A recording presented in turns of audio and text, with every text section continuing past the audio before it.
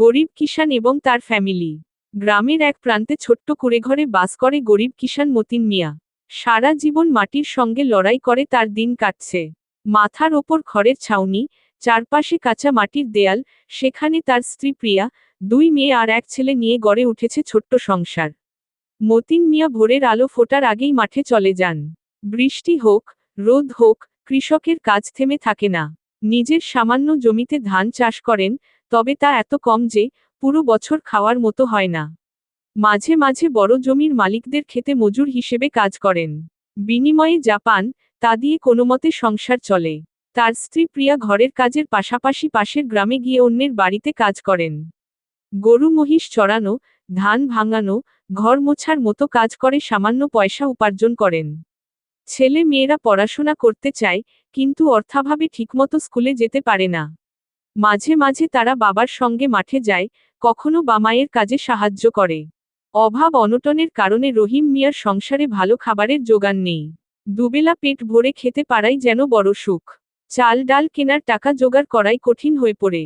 ভালো জামাকাপড় নেই, উৎসবের দিনেও আনন্দের অভাব। চিকিৎসার অভাবে অনেক সময় ছোটখাটো রোগও বড় হয়ে যায়। কিরে জাকির, কি হয়েছে তোর? মা মা আমার জ্বর হয়েছে। যাই জমিগুলা দেখে আসি। হায় হায় রে, কি হলো রে? আমার সব ধান নষ্ট হয়ে গেল রে। এখন আমি টাকাগুলা কিভাবে দে? হায় হায় হায়। কৃষকের সবচেয়ে বড় সমস্যা হলো প্রাকৃতিক দুর্যোগ। কখনো খরা, কখনো অতিবৃষ্টি ফসলের ক্ষতি করে। ধার দেনা করে চাষবাস করলেও মাঝে মাঝে ফসল নষ্ট হয়ে গেলে মহাজনের ঋণের বোঝা আরও বেড়ে যায়। এভাবেই এক প্রজন্ম থেকে আরেক প্রজন্ম অভাবের চক্রে আটকে থাকে। মতিন মিয়া চান তার সন্তানরা শিক্ষিত হয়ে ভালো জীবন পাক। কিন্তু স্কুলে পড়ানোর সামর্থ্য না থাকায় তিনি দুশ্চিন্তায় থাকেন। যদি সরকারি সাহায্য পেতেন, যদি কম সুদে ঋণ পাওয়া যেত, তাহলে হয়তো জমিতে ভালো চাষ করতে পারতেন, জীবনে একটু সচ্ছলতা আসত। তার স্বপ্ন, একদিন তার সন্তানরা ভালো চাকরি করবে, দারিদ্র্যের শৃঙ্খল ভেঙে মুক্ত জীবন পাবে।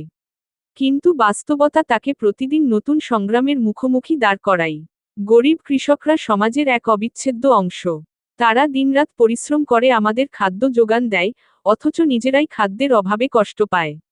সরকার ও সমাজের উচিত কৃষকদের পাশে দাঁড়ানো, তাদের জীবনমান উন্নত করার ব্যবস্থা নেওয়া। কারণ, কৃষক বাঁচলে দেশও বাঁচবে।